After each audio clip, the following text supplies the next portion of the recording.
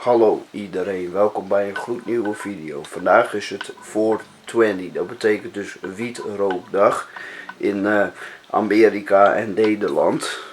En vandaag ook Pasen, dus dat betekent dat Jezus weer opstaat uit de dood. Dus dat is ook interessant.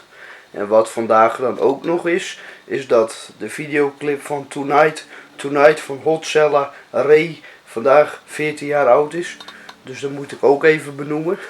En verder kan je liken op mijn kanaal en abonneren. En belletje aan en zo. En dan zie ik jullie weer bij een andere livestream van Fortnite. Hoi.